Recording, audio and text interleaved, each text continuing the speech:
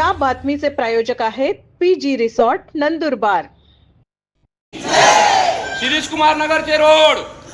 नंदुरबार शहरातील कोरीट रस्त्यावरील शहीद शिरीष कुमार नगर 1 ते 3 भागातील रहिवाशांना गेल्या 14 वर्षापासून नागरी सुविधा उपलब्ध होत नसल्याने गाऱ्हाणे मांडण्यासाठी महिलांचे शिष्टमंडळ नगरपालिका सभागृहात पोहोचले।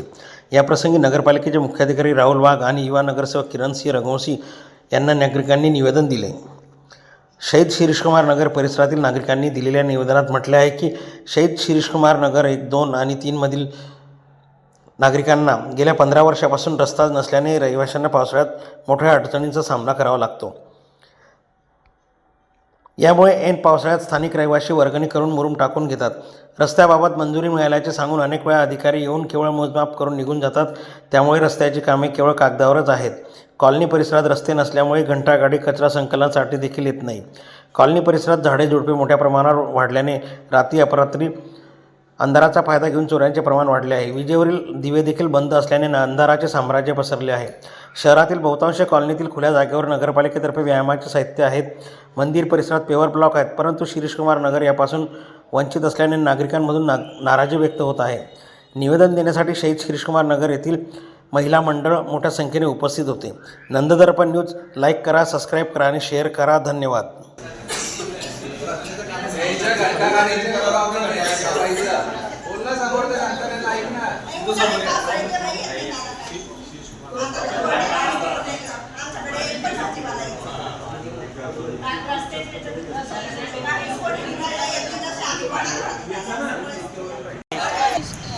मी शिवा प्रकाश पाटील, आम्ही शिरीष कुमार रहिवासी। आमच्या नगरात रोडांची खूप गरज आहे। आतापर्यंत आम्ही 15 वर्षापासून दरवर्षी इथे येतो निवेदन द्यायला, पण रोड रस्ते अजून तयार झालेले नाही। त्याच्यामुळे मुलांना, ज्येष्ठ नागरिकांना खूप त्रास होतो। पावसाळ्यात सर्व रस्ते पाण्याने गच्च भरलेले, त्याच्यामुळे मुलांना व्हॅन वगैरे येत नाही, आमच्याकडे घंटागाडी येत नाही। आम्हाला जास्त करून म्हणजे रोड महत्त्वाचा आहे, आमच्यासाठी रोड झालेच पाहिजे ही आम्ही निवेदनाला आलो। या समस्येसाठी आणलेलं आहे, झालेच पाहिजे।